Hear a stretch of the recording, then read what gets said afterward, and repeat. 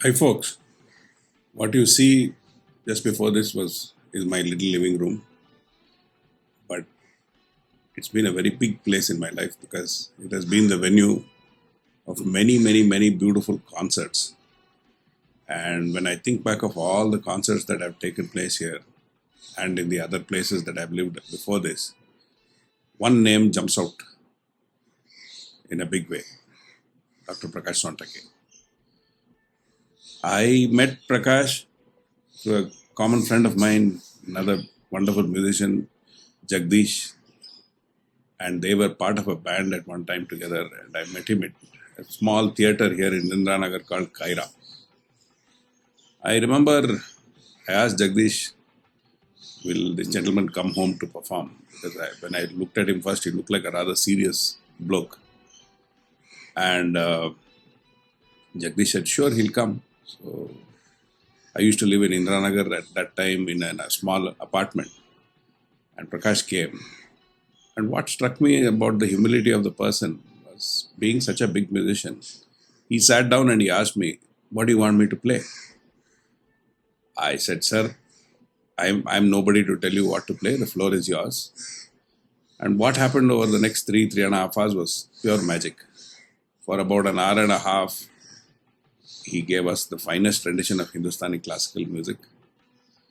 Then he turned to us and said, could I play some old Hindi songs based on ragas? I said, sure. All of us were mesmerized by them. That went on for an hour. Then Jagdish also, who had come with him, had brought his guitar. So he jumped in. And they played their own version of some fabulous fusion music. All this went on for about 3.5 hours. And in my little living room in Cambridge Layout, there were about 30 people sitting. And trust me, not a single person moved for the entire 3.5 hours. It was that scintillating. Over the years, this happened maybe about 13 years ago. And over the years, the doctor and I have become very good friends. We developed one more nice habit of meeting at Vidyarthi Bhavan once a month. And the discussions were so wide-ranging about life, about music, about design, about art, about philosophy. So we finally named those discussions as the philosophy of the dosa, because it was the dosa which used to bring out the best in us. So, and it used to be, it's always been a very positive discussion. Whenever I'm feeling a little down, I'll give Prakash a call saying, sir, shall we meet? And why not? And there we are, both of us, quietly with a coffee and a dosa, feeling very pleased with each other. And then we move on to face life again. Many friends have come with us. We call them our guests. But it's been a wonderful interaction, even that whole Vidyarthi Bhavan dosa thing. We have traveled together. He's even written a song for me called Musafir, which is part of his album Satrang. And at my place, he has collaborated with some very fine musicians. He has played with Samir Rao.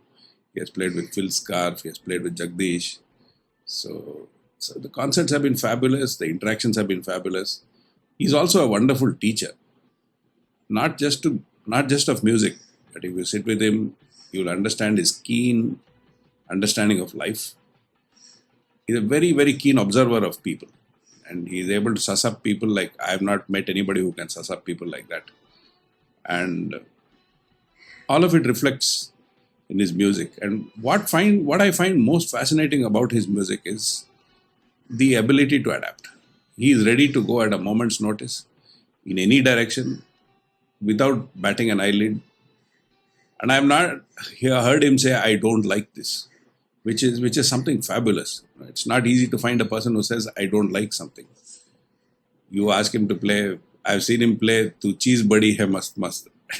And what a rendition he has given us of that. So I'm so grateful to the music that he has given us. I'm so grateful to his friendship. I'm so grateful that he has been a part of my journey of life. Signing off.